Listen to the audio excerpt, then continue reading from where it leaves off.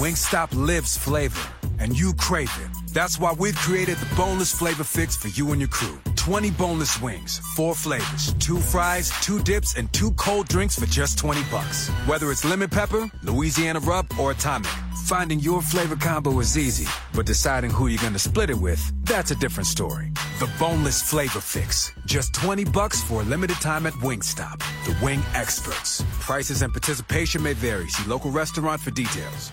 Blog Talk Radio.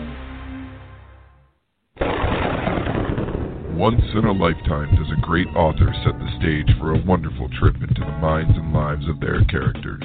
Yvonne Mason doesn't just write books, she crafts memorable experiences. Best-selling true crime fiction author Yvonne Mason will leave you on the edge of your seat and checking behind every corner for the weirdos that only real life can breed.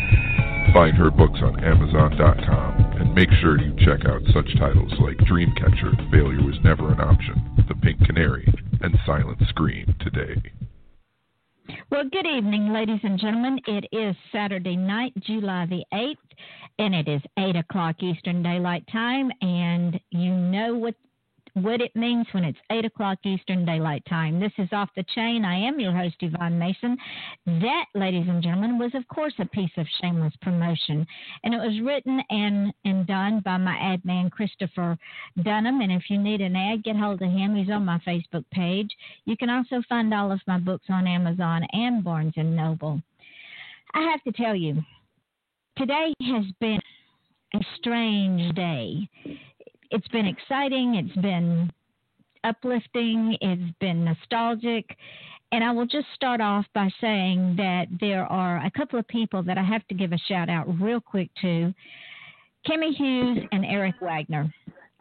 They are friends of my daughter Brandy, and they had a VIP ticket to the Brantley Gilbert concert, which is happening now in Alpharetta, Georgia, and they graciously gave that ticket to my daughter. And the reason they did that was because my granddaughter, who we did the anniversary show on Wednesday night, that was her favorite artist. She had the opportunity to meet him in Walmart in Commerce, Georgia, where they live, right before she died at 13 years old. And he changed her life in a way that is unexplainable. You have to go back and listen to the first anniversary show and get the full skinny on that. But I just saw a live video where my daughter gave Brantley a copy of the picture that was taken with him and Ramonda that wonderful day. And Brantley held it up and told the people in the VIP tent the story about that picture. And that young man will never know what that meant to my daughter and what it meant to me, and what Cammie and her boyfriend Eric have done for this family, and how honored and appreciative we are as a family that they loved my daughter enough to help her fulfill Ramonda's bucket list, and that was to see Brantley Gilbert. Well, enough of that. I did the numbers this morning, as I do every morning, and ladies and gentlemen, it's been a day of wonderful surprises. You know, I told y'all that I wanted, by the anniversary date, which is the 27th, to have reached 15,000 listeners just on the show. Well, as of this morning, we are at 15,042 listeners just on Blog Talk Radio. And I have to give a shout-out to my Australian friends down under, because they are 90% of my listening base on this show. I love you guys. I appreciate you guys so very much. And that's not to negate the rest of y'all, because without y'all, the show would not have reached where it has. And without my guest, oh my Lord, I love my guests, because they keep coming back. Actor Mike Marino, tonight's his first night with me, but he's already agreed to come back. It's so humbling and gratifying. The show is successful because of all of y'all, not because of me. And ladies and gentlemen, when you add that 15,000 to all the podcasts the show is heard on, we're at 26,213 listeners in over 70 countries. It does not get any better than that. And I want to welcome two sponsors to the show. Both of them are authors. The first one is author Diane Moat, and she has a cute little children's book, Pepper Neely Pet Sits Magical Animals. In the first of the series, The Supernatural Pet Sitter, The Magic Thief, someone begins stealing the magic from Pepper's animal friends. She has to find the magic thief before the magic thief finds her. The Supernatural Pet Sitter by Diane Mote is available on Amazon as an ebook or paperback.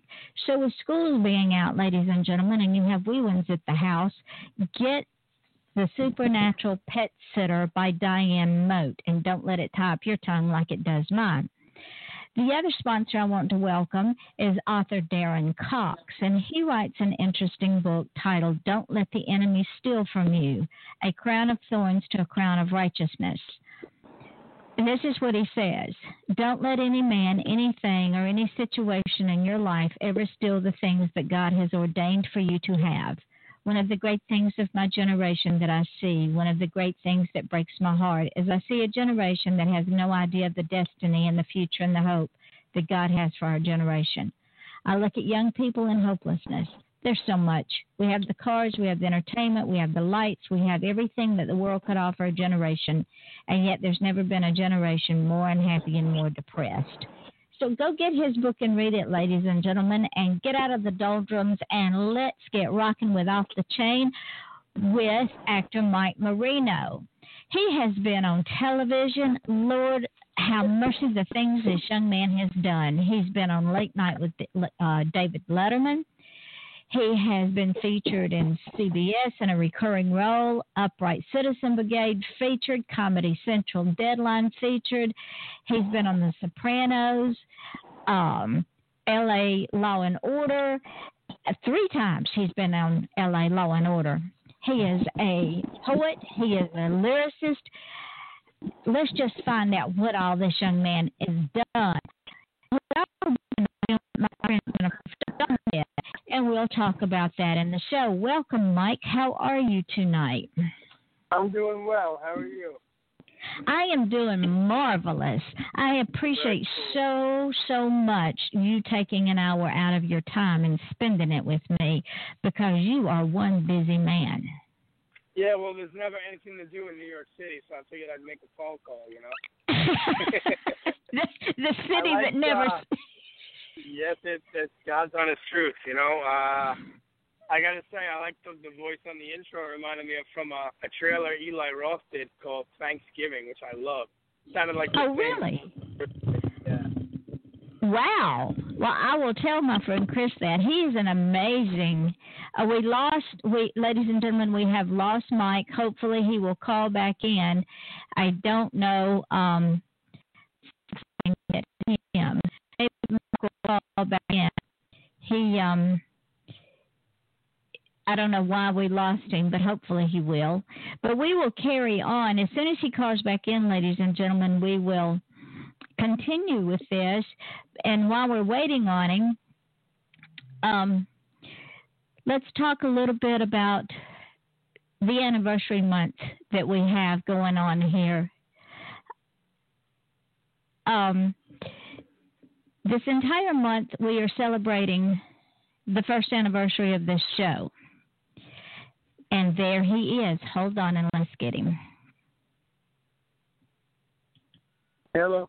We lost you. Yeah, I know. I must have gotten cut off for some reason. God Yeah, knows why. Well, that's all right. I just ran with it. It's a beautiful thing of live radio.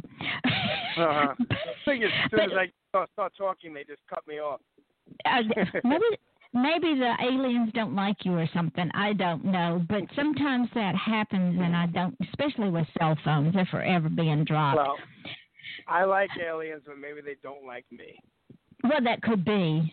That could be. We must have that discussion at some point.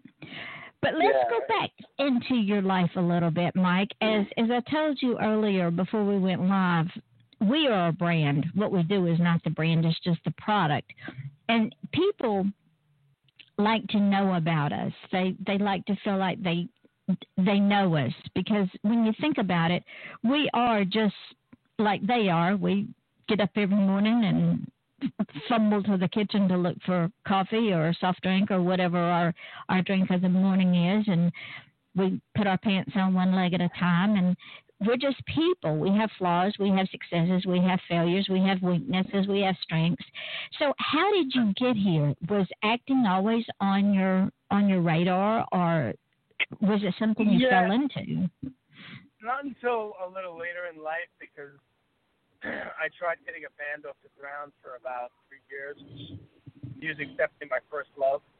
And it only didn't happen because everybody kept quitting.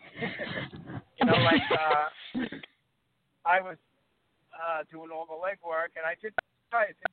I liked personally and everything, and then eventually one guy wouldn't show up, and the others would come, and then another would fail. And, it wasn't always that, but there was, there's always issues with people. And after 3 years of trying to get a band off the ground, I just said, I got to find something to do where I only have to rely on myself, because I know that if I don't show up for something, that means something major happens, Exactly. I Yep. was never one to miss work, even when I had a job at like 15, 14. I went. You don't slacken your responsibilities. And that's the family background I come from. So, with all that being said, everybody, I think, gets into moods where they feel they have to change their whole life, and I was in one of those zones for the 1,000th time. And I said, you know what, I need to move, I need to rearrange everything, find new work, blah, blah, blah. So first thing I did was I just started looking for a new apartment, and they flipped ads in different places in the paper. Honestly, looking for a new apartment, and in the middle of that it says actors wanted, no experience necessary. And I went, you know what, I have no idea where to go if I wanted to do that. I'm going to call this number and see what happens. And I went to an agency in Manhattan, and I got the kind of, maybe we'll call you. So I get a call a week later, and I go on a gig, and I said, all right, I'm doing extra work, which I didn't know what it was at the time, background extra. And I said, all right, I'll tell you what, I'll give it a year and see if I get anywhere. And I think within 3 months, I was in 3 different movies that were, wow, didn't come out, one did, and they were 3 feature films. So 2 just never got done because I think the makers ran out of money and backing. The one that did get done was a film, turned out to be a film called Sleepless Night, produced by a great friend and colleague named Howard Nash, and directed by a really good director named Bill Hopkins, which was a vampire film where I played, in my first speaking role in a movie, a machete-wielding vampire. And I got to chop a guy up with a machete. and the rest. What was that? And the rest, they say, is history. Yeah, right. Well, that turned out to be a pretty damn good film. Which, just look up Sleepless Nights and you can find that movie, which was done in the essence of the old show Dark Shadows. That was the director's whole idea behind it. It was like there was a romance story to it. It wasn't your typical vampire movie. It had a plot. It had a lot of drama and some romance in it. So it is a film worth checking out, without a doubt. So from there, honestly, everything I did was just another step up the ladder. Do you find that it's difficult if you are in one role that you sort of get put into that box and it's hard to get out of it? Yeah, but I've done everything from vampire movies to horror to drama to comedy, And it depends on what you get offered. Well, that's true, but I guess I'm thinking if there's, I can't think of the particular actor, but if an actor says, for instance, plays nothing but bad guys in movies, right? It's difficult to move that mindset to another role, like from drama to comedy. Yeah, it is, but that's why it cracks me up when I see like A-list actors that go from a comedy to a horror or a comedy or a horror to comedy. It always impresses the hell out of me. Would you agree that it's more difficult to play comedy than it is drama or horror? For me, yes. That doesn't mean for everyone, because I see myself as more just being a serious, dramatic actor. than anything else, but I'm always open to doing all kinds of film. The comedies I did were fun, but to tell you the truth, I think you'll laugh a lot more doing a horror film because the things you are doing are so insane and you're covered in blood and there's guts everywhere. You can't help but laugh, because behind the scenes, obviously everyone knows it, and then when you watch it, you can laugh at it, but we laugh at a lot of horror. A lot of horror films to me are funny, and then there's the ones that are really, really scary. So it just depends on your own outlook. Well, let me ask you this. Having played in horror films and having seen the old Bela Lugosi horror films, would you say that the old horror films are more horrifying than the ones today simply because they left the horror to one's imagination? Well, there's still a lot of films that do that. For me, growing up as a kid in, the mid to late 70s and the early 80s, you saw a huge change because for me, as a little one, all the black and whites were on every weekend. Mm-hmm. Every weekend, either The Mummy or Godzilla or Frankenstein, or then Abbott and Costello meet The Mummy, Frankenstein, and Dracula.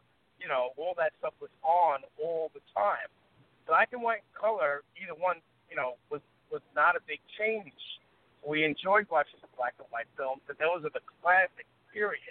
I saw Nosferatu when I was 10 years old. Wow. A silent movie like that was done so long ago, and there was a legend behind it because supposedly studios had burned all the copies, and the actor's wife she ordered them burned after he died, and I believe that the studio hid one copy that they kept, and eventually it got out, and thank God we have that. Otherwise, it wouldn't be here at all. Nobody would have seen it. That's this amazing artwork. But I have to give it to the later movies only because they got super more intelligent and I think super scary. So. That's a good point. Except what I have a problem is when they bring out a good horror film. Let's just take Halloween for instance.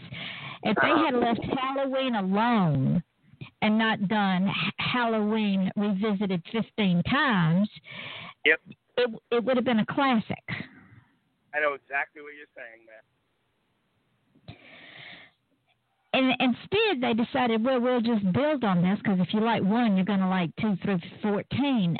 But it's the same plot line, same storyline, same stupidity, and it's not horror anymore. It's like you said, it becomes comedy. Oh, yeah, I laughed. The original Halloween definitely frightened me. And then the rest I pretty much laughed at, even though I liked. Well, let me ask you this.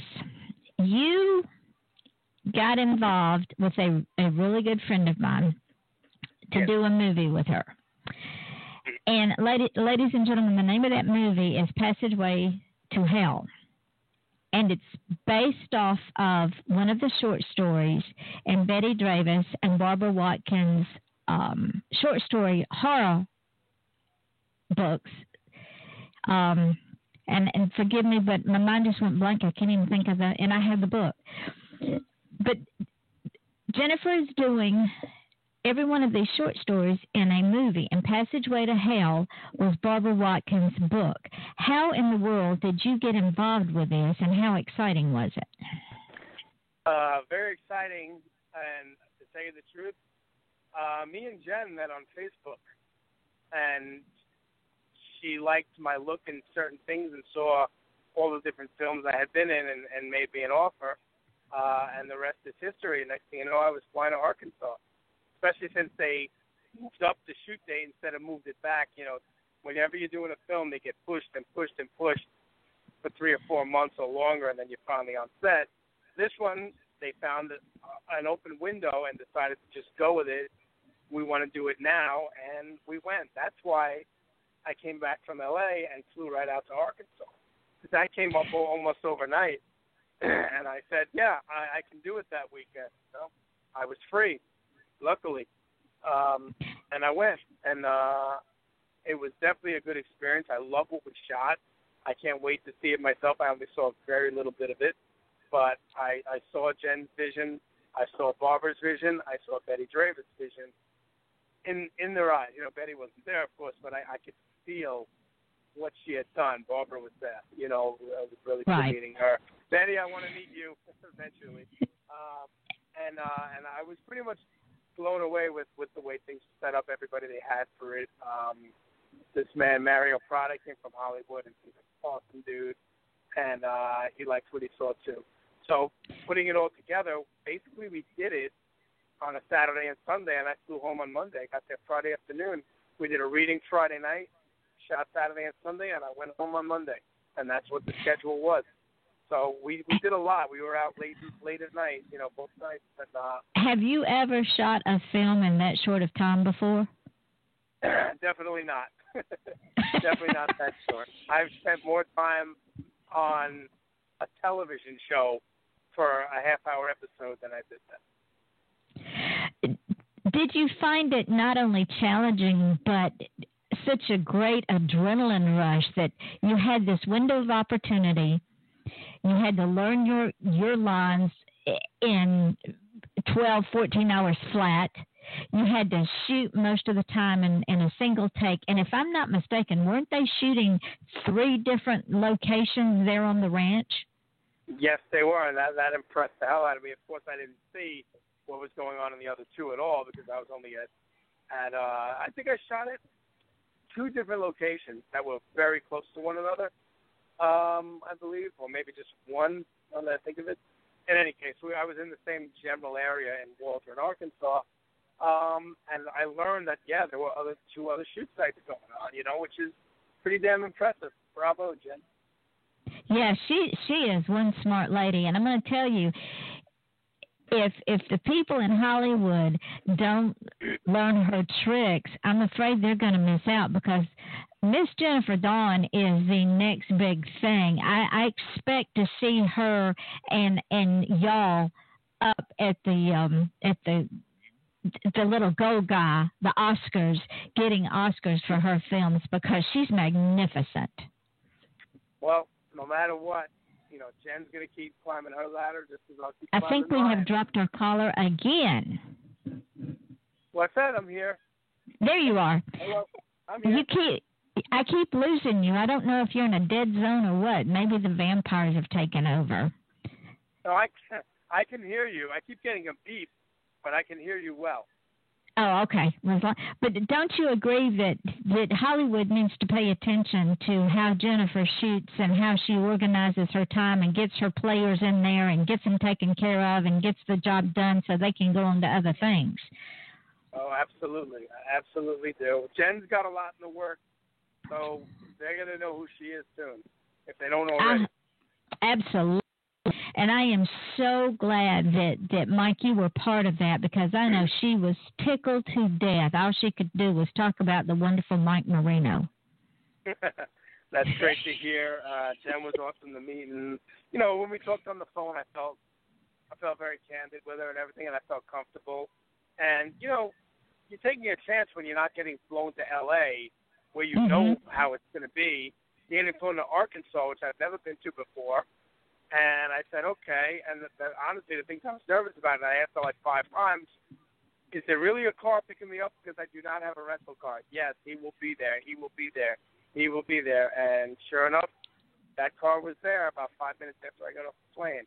So the rest was history. You know, we worked hard. And the thing is, she has the local police department, the local coroner, the mayor. She has that entire town as her support group, the EMTs, the fire department. It's amazing what she can get done. Oh, yeah. Well, like I said, if you're not in New York or L.A., everybody knows what you're doing, you know, when you do it. If you're doing a movie, like I was in a film called Mr. Hush, which was shot in Pennsylvania. God, what's the name of that town? Damn. Shot in a small town in Pennsylvania, and that wound up on the news. And when we had a get-together festival for it, which was, you know, a weekend of autographs and, you know, like a horror movie convention, all kinds of people were there. the day the movie was playing, I said, this place is empty. What's going on? And in about 20 minutes, I think, I got to say, a couple hundred people all of a sudden flooded the lobby and filled up the theater, which was awesome because I thought nobody's coming to see this. You know, what the hell's going on? And thank God that people in the town knew about it, and they showed up at 0 hour, and then they all hung out afterwards for signings and pictures and everything, you know. It turned out to be a big party. And what it is they were all going to be fashionably late. Yeah, apparently. Now, you finished the film that you just wrapped up before you went to Arkansas, Nation's Fire. Is that one done? It is completed. It'll be out in theaters next year. Written and directed by my friend and partner, let's say somewhat, Thomas Churchill, who is doing awesome things. He's from Queens, New York. He's been living out in California for the last 6 years or so. We've kept a close relationship, and this was my 5th film with him. And wow. we always work together. We work great together. Me and my friend Krista Grady, who played the lead role in Nation's Fire as Gloria Nation, a gun-wielding biker chick, and she did such an amazing job. And the three of us I kind of call like the Three Musketeers. We've been together a while. We work on the same film all the time. It's always the three of us. We always have some of the same and then a lot of different people. We always meet new people, blah, blah, blah. So Nation's Fire, we shot in a studio in Burbank. That was all my scenes were done there, and the studio was awesome. And then a day later, I had to do interviews and drive another actor out, which was at one of those old-school movie ranches that was out in Santa Clarita, California, and I've never gotten to see one of them. I wish I was shooting that day, but at least I got to see it. It looked like they could have shot any Clint Eastwood Western there any day of the week, and it was a phenomenal place to see. In the middle of nowhere, in the middle of a canyon, it was just amazing. Well, tell me about Nation's Fire. Tell the folks about it. So when is it due to come out next year? Early spring, late winter? Honestly, I do not know that yet. It will be out in 2018, and I expect big news for it. That's all I know about it. I honestly don't know when. I mean, I know they're still editing it right now, so it's going to be a little bit. So, ladies and gentlemen, look for it. It's called Nation's Fire, and it's going to star Mike Marino. And then y'all can all say, yeah, I heard him being interviewed on Yvonne's radio show when the phones kept knocking out. Well, but that's live radio. I'm definitely not the star of it, but let's say, in all honesty, that film has the most challenging role for me of my entire life, and it was extremely difficult. Why would that be, Mike? I can't give it all away, but let's say in the movie I have severe brain damage, and that's the type of role I have to play. Wow. You don't have to say anymore because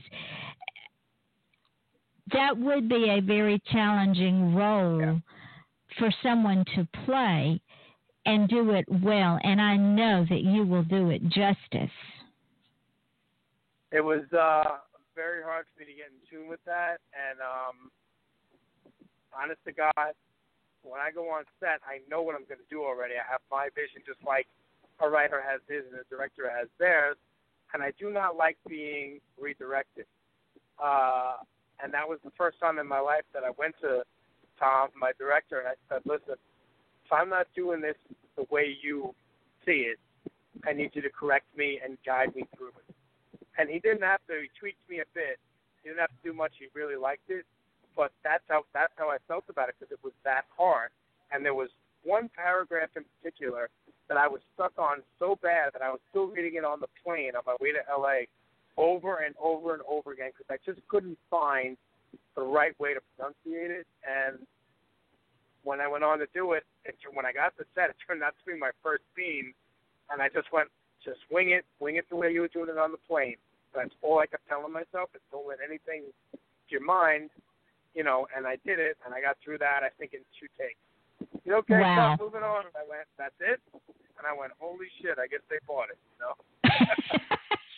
Now, for folks out there that don't understand that being an actor, when an actor is playing a part, when they are that character, they have to totally immerse themselves into that character. And would it be fair to say that sometimes it's hard to pull oneself out of that character when you go back to the real world? For me, absolutely 100% true. And to the point of sometimes it can be scary. Okay, tell the audience why that is so difficult. Well, I'll go through one that I remember very clearly. And it was the film I landed right after Sleepless Nights that never got done. And this writer-director, let's say he did mess things up a bit. And then he kind of just disappeared, and we never heard from him again. You know, the other actors were trying to find this guy, and that film never got done. But in that particular film, he had me playing basically a very violent drug dealer who this police officer had me doing his bidding so I wouldn't go to jail. So whatever he told me to do, I had to do it, and he had me killing people with a knife band. And I remember we shot this rooftop in Brooklyn where I was stabbing a dummy, but when you get very into character, you're really playing a psychopath. So you touch base with that type of scenario. And I remember that day, we finished shooting. I was covered in blood, got cleaned up, got in my car and drove home, which was about a 40-minute drive. I got to my apartment, and I said, I better not talk to anybody. I remember I took my phone off the hook, shut the lights out, and sun was up, and I sat in the cell on my floor for a couple hours before I got out of that character completely. And that one kind of scared me a bit because I really felt like if I talked to anybody or went out, that something bad might come out of it. So I can imagine most actors that have been doing it for so long even go through the same thing. You know, as used to as they might get, you're playing that type of role as a really evil person. You get into that character, you find that little mental state that you're in, and you might be stuck for a while. And if you don't make that character believable, then the person that's watching that particular show, for lack of a better phrase, feels unfulfilled. They expect to get something out of a show. Oh, absolutely, yeah. And viewers are a lot smarter now than they used to be, and I don't mean to disparage anybody that watched television years ago, but we're inundated with so much now, and people have learned so much. They know police procedures. They know the meaning of a psychopath. They know criminality. They know various things that they might not have known years before. So if Mike Marino doesn't come across as a psychopath, it's impossible to believe that it could happen. Very, very true. You're absolutely right. Yeah. But then on the flip side of that, Mike, it messes with your psychic because you're basically a pretty good person. But when you turn that switch off, then the dark side comes out and you have to rein that thing back in. Yeah, it is true because I think that if not everyone, that most people have a certain dark side or something that happened in their childhood that if you need to tap into it for any reason, you can tap, and you could find that little path, you know. So would it be fair to say that anyone that wanted to go into acting, that they might want to first look within themselves to see about all the things they could bring to the job and how they could control it? I do agree with that because a lot of things you could do could be very gut-wrenching. And I see a lot of films with certain actors playing the guy next door, but then they're playing a serial killer, and I go, this guy doesn't look like a killer. But in real life, they don't either. You know, Exactly. They don't. They really, No. really don't. No. So that's the scary part, is that your next door neighbor with his glasses and his hair parted up the side, you don't know what he's doing at night when you go to bed. And that's what a serial killer is. He's someone and they're very tactical like that. You know, real That's life. very true. And you have to be willing. I mean, you might do comedy your whole life. You might be a real funny guy like Steve Carell or Jim Carrey that almost always do comedy. But I guarantee you, if those guys given the opportunity, they could do it. They could do anything. Jim Carrey, especially, he could do any role. But I think the studios just think, well, he's comedic, and that's it. You know, he could probably do anything. So And do it well.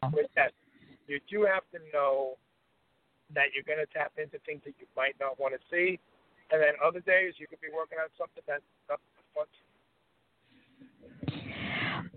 Now, there's another question that I'm sure that people ask. On every film you see, on every television show you see, at the end of the credits, executive producer, produced by. Tell the folks exactly what a producer does, what their job is, what is required of them, why they're necessary. Producers figure out a hell of a lot, and most of the time spend a lot of it beforehand raising money for the film. How hard is it to raise for a good film? It's hard no matter what, because you're convincing someone to put money in with no guarantee, you know. And I know several people who've come up with really, really obscure methods of getting people to agree to it. And like I said, but that even though I have been an executive producer, that role's just not for me, because you can't promise anybody anything. You can't lie to them, and the guys I know don't. They explain it in a certain manner and say, look, maybe they'll say to you, I'm 3 for 3. So far, these 3 films that did made money. Take a chance. Hopefully we make something together. You know, that's the best you can do. But they're an intricate part, because you've got to have money to pay everybody, from the janitor to the gripe to the light man to the sound man to the line man to the actors. You've got to pay everybody. Not to mention you have to feed everybody as well. Exactly. Plus, don't you also have to pay to have emergency medical people there in case of an emergency? Yeah, emergency medical people, stunt people, oversight producers, all kinds of things. You know, like when we were doing Nation's Fire in a studio, it was the first time I'd seen. I've worked with, you know, guns and bullets in plenty of movies, but this was the first time they actually did shots into a fake wall built over another one. It's very, very cool to watch that. Interesting. And they had a lot of people overseeing it, you know. Another film I worked on with a lot of guns, they had professional military people who had already been to Iraq and back on the set to watch over everything, make sure everything was good. It's supporting consultants, again, because viewers are so educated now, it has to be believable. Yeah. And that's why shows and television and movies get more and more intricate as you watch them. As the years go by. All right, let's quickly, ladies and gentlemen, I want to tell you some of the things that, besides what I gave at the introduction, that Mike has been in. So when you go and watch them, you can look for his name. He was a supporting act in Lazarus Day of the Living Dead, Great Mr. film. Hush, Emerging Past, Devoured, Chasing the Green, PJ, Across the Universe, Nico's the Impaler, of course, Sleepless Nights, which I've got to find that movie. Yes, and please. you also were co-producer of The Meeting and Sleepless Nights, correct? Yes, I was. So, as a co-producer, as well as playing in a movie, how difficult is that? It wasn't really difficult, because the reason why those fell into my lap was just because I was on set so often that they needed someone to help out with everything. So yes, the co-producer's credit for me wasn't raising money. It was doing a lot behind the scenes to keep that film moving. What all did you have to do? Because I know somebody's going to say, well, he didn't tell us what he did. Everything from to holding a boom mic. Put it that way. See, ladies and gentlemen, it's not all glamour. There's a lot of hard work that goes behind that finished product. There's a lot of long days, short nights, sometimes frayed tempers, especially when you have so many different and you have to have an A-type personality to be in this business too, don't you? Yes, it's not. You're not working 9 to 5. You don't know when you're getting home, no matter what time you leave. I have sat in holding for 10 hours before I did anything, plenty of times. And I've explained that to people who said, I want to be an actor too. I said, well, if you want to be an actor, first thing you're going to do is go on set and sit there and wait and not say a word and not complain about anything and wait till you get called. And don't be surprised if you're there 10 or 12 hours before you get called at all. Or you might just go home with $50 or $100 in your pocket when they say, all right, we can't use you today. You have to be willing to do all that. And you have to be willing to, for lack of a better word, be humble. Absolutely. I agree with that 100%. Because nobody likes somebody that thinks they're the greatest thing since sliced bread walk into a room and say, here I am, use me. That's not the way it works. Correctamundo there, Yvonne. I agree 100% with that. And there are those that do that. And Mike, it shows up in their acting. Mm-hmm. Yeah, it does. Some of the best actors that I've seen down through the years, if you go back and read about them years later, and you wonder what made them such great actors, and Jimmy Stewart comes to mind. He was one of the greatest actors I ever saw growing up, and as I got older and going back and watching his old films. But and it didn't matter what he played. It came across as real. He came across as a very humble man. And you could almost tell that when he walked away from the set, that he was the same man. Okay. And I think that's what you do as well. I'll concur with that, yes. I consider myself extremely lucky because almost every single film I've worked on, I made nothing but friends. When I say very few bad experiences, I'm talking 1, 2, or 3. In the span of over 10 years, that's really good. What do you think about it? Well, you're going to be in New York for a while because you're doing a new film that's under a screen of secrecy, right? Yes, I am. So, ladies and gentlemen, we can't talk about it, but he is going to come back so we can talk about it. So, where do you go after New York?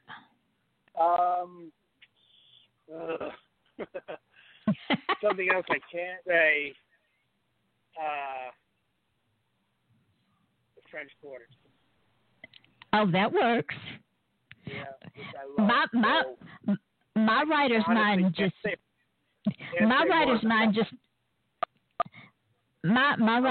just said, ding, ding, ding, ding, ding, because that's one of my favorite places in the whole wide world.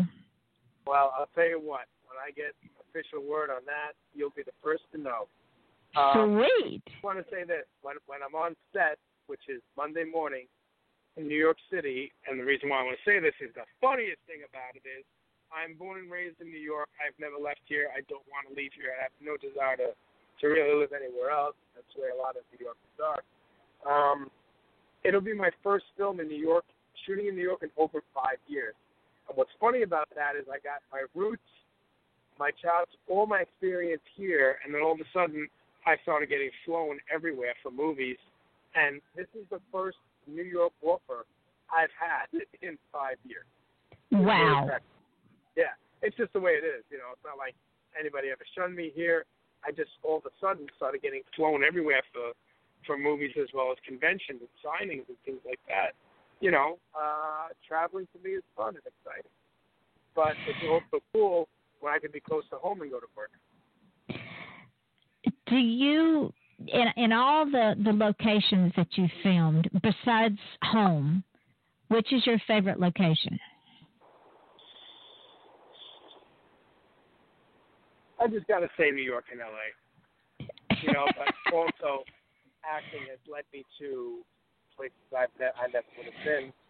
I had never been to Carolina before I worked on a film there in North Carolina, and that was an awesome place to visit. Yeah, Southern people are a little bit strange. They're very warm and very welcome, but we're a little bit strange. I'm glad you got to go to Carolina. Well, I'll say this. People were extremely pleasant there. Very, very nice people. Just like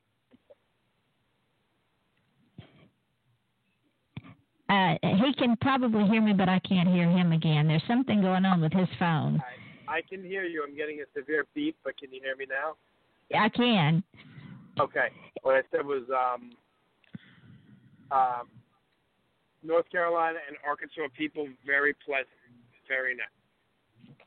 Well, they just take people at face value, and until we don't take them at face value, and we just let people do their thing and welcome them on in, come in, sit down, have a glass of iced tea, and sit on the porch for a while.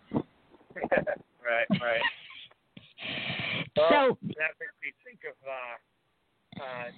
Jen's friend Deb, who cooked this amazing dinner the first night I was in Arkansas, and it was a nice home-cooked meal, and it was phenomenal. And I bet you it was all country cooking too, wasn't it? Oh God, yeah. I mean, it was Italian food, so I didn't know what to think because I've had that life at home, and it turned out to be phenomenal. So Deb knows I thank her up and down for it. Well, are you going to be working with Deb again? I mean, with Jen again? Hopefully, yes. Because I know she. I plan on it. I know she wants you back because she had a ball doing that film with you. It says in your in the research that I did with you that you also write poetry. I have, yes, not basically, and nothing I've ever put out. So. Why not? I have my own notebook at home because I feel like it's very personal to me, but I haven't written in it in a long time. Well, old stuff. Oh, you should publish it, Mike. Well, maybe in the future if I feel comfortable. You might help someone else that needs to hear your poetry. Right. Well, there was something else I wanted to ask you. Your Nation's Fire is coming out next year. Yes. Passageway to Hell is in the editing process and will be coming out shortly. You're working on a new film in New York that is still under wraps, ladies and gentlemen. I don't even know the name of it, but he will be sure and tell us. He will be going to a different location after the New York film and to one of my favorite cities, and he will tell me where is going on there when he's allowed to. I can't wait to bring him back. He's going to come back, I promise. I promise too. Where can you be found, Mike? People are going to want to know. They're going to want to follow you. They're going to want to friend you. Where can you be found? Facebook is the easiest way to communicate. So all they have to do is look up Mike Marino, Marino.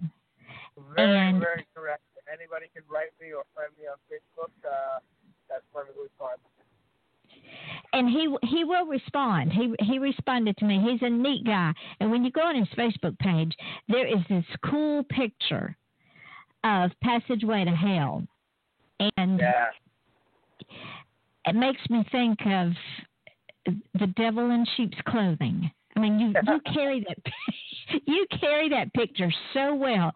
When Jen put that picture up, I went, oh my word, that is the devil's own archangel. They did such an awesome job with that poster. I love it. Absolutely. Yes. Ladies and gentlemen, you just got to go see it. I mean, it'll blow your mind. And I can't even think of the devil's Michael. Michael. His name is Michael the Archangel. And it's just interesting that this is Mike Marino that looks like Michael the Archangel on this Passageway to Hell poster. Can I tell you something really funny? Sure. When I was in 5th grade Catholic school, I played Michael the Archangel in a play, and I slayed the devil with my, what was it called? I had a glow-in-the-dark plastic sword that I think was called the Space Sword that I had gotten. And that was the sword I brought for that play, as Michael the Archangel. Now, how amazing is that? Yeah, I love it. That is absolutely amazing. And so, ladies and gentlemen, if you go on Facebook, you can also Google him, because I did, and you'll find him everywhere. And friend him on Facebook. Follow him. Keep up with him, because I'm going to tell you, there's going to come a day when we're going to turn the Oscar zone, and Mike's name is going to be up there, and he is going to win an Oscar. Count on it. Put it in the bank and write a check on it, Mike. Yeah, that would be incredible. It really would. Well, why not? I mean, if your acting is anything like the poster, they would be foolish not to give you an Oscar. In fact, all of my filmmaking friends out there, y'all know who you are because I've interviewed you. You need to hook up with Michael before he gets so popular that he doesn't have time for you, because if you want to do a smashing film, you need to hook up with him because he will carry that film. I guarantee it. Thank you so much for that. That was great. You are quite welcome. Now, you're not going to believe this. You know, I told you at the beginning of the show that our hour would absolutely fly by. Oh, God, you weren't kidding. I feel like it's been 10 minutes. So in the last few minutes that we have, tell the folks, if you will, that if they have a dream, whether it be acting or writing or whatever that dream is, what advice would you give them if someone came to you and said, Mike, you know, I like what you do. I've been thinking about doing something like this, but. Well, I got to start by saying this because I've only said this really to myself. I've always had a job since I was about 14 years old, and you have responsibilities. Not everybody has a child like I did. I was on my own very young, so I had to pay rent. I had to keep a roof over my head. I had to put food on the table. You know, for myself, there was always something itching in the back of my mind to do something, but it's really hard to get out of that rut, stuck in it.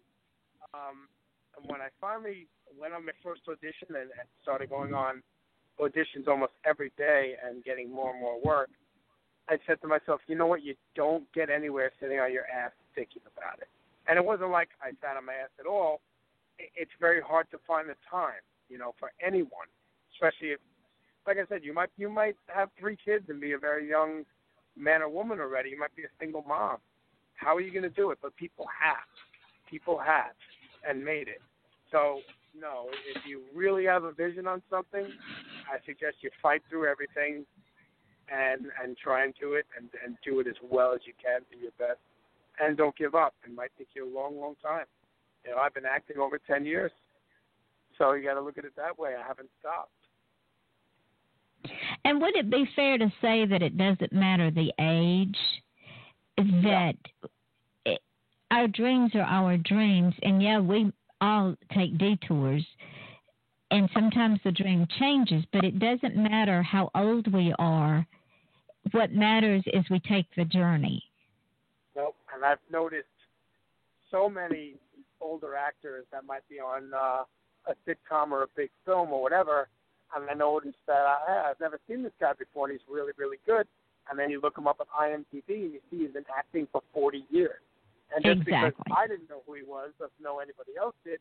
But, you know, you get much more famous very quickly if you're on a weekly series or something like that people really recognize you, you know.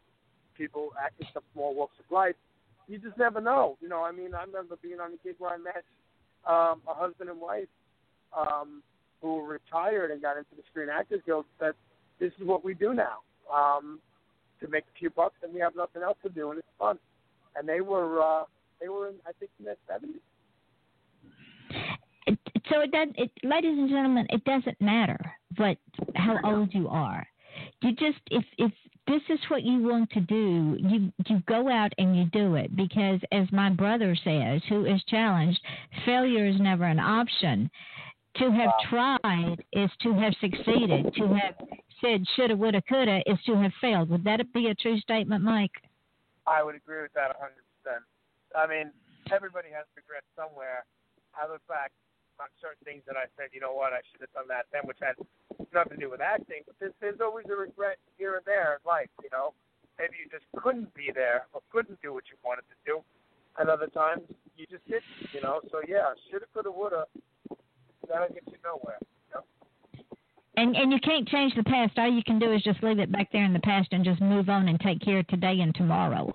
Go for the next opportunity, whatever it may be, without a doubt. And even if you want to get into the acting business, ladies and gentlemen, and you say, well, I want to be an A-lister, you don't start at the top. You start down here at the bottom as a janitor. Yeah, you start at the very, very bottom. And you work your way up. I'm sorry, you can't be a CEO when you walk in the door. It doesn't work that way. Absolutely. When I was on, you mentioned the show called The Upright Citizens Brigade on Comedy Central. That was my second or third acting gig, and on my first day, I spent 18 hours in a bearded mustache to my face. And when we went to shoot, the light, we were shooting in a stairwell, and the lights were so bright, and you're closed in, and there was no vent. That is not fun. I also, because we were there so long, we got fed 4 times, and I had to eat when it's there, without swallowing my mustache and without opening my mouth too wide, and it was very uncomfortable, and I got $50 for that day. So see, ladies and gentlemen, and as we get ready to close the show, we've got about a minute and a half left. Don't forget to join us next Wednesday night at 8 o'clock Eastern Daylight Time when we start a brand new week of this anniversary month. Mike, I want to thank you so much, my dear, for taking an hour out of your evening and spending with me on a Saturday night. You don't know how much I appreciate it, and I can't wait to have you back. And ladies and gentlemen, you are welcome. I close the show with these thoughts. Don't just feel special, be special. And if you want to achieve greatness, would you please stop asking permission and just go do it? I'm telling you, just go do it. Your smile is your logo. Your personality is your business card. How you leave others feeling after having an experience with you. Y'all know what I say at the end of every show. That is your trademark. If you are as kind to the janitor as you are to the CEO, if you know the janitor's name and you know the CEO's name, then that is your trademark, ladies and gentlemen, because all of us are on a journey. Even our children, who are our future, are on a journey. So you support them in their dream. And do like Mike says, don't give up.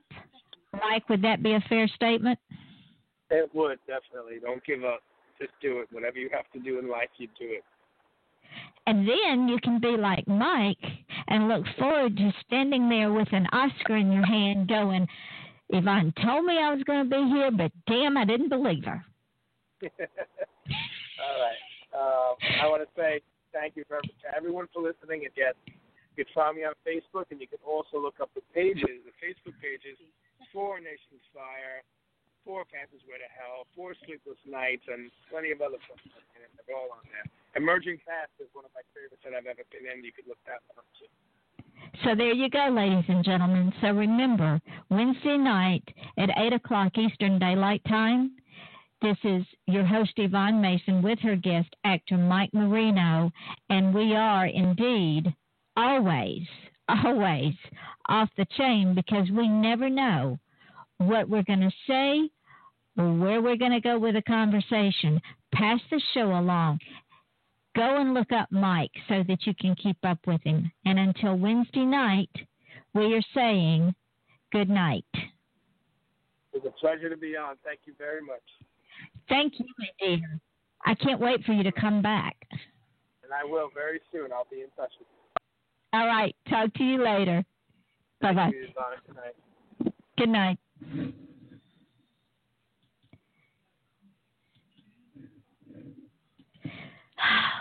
Wow.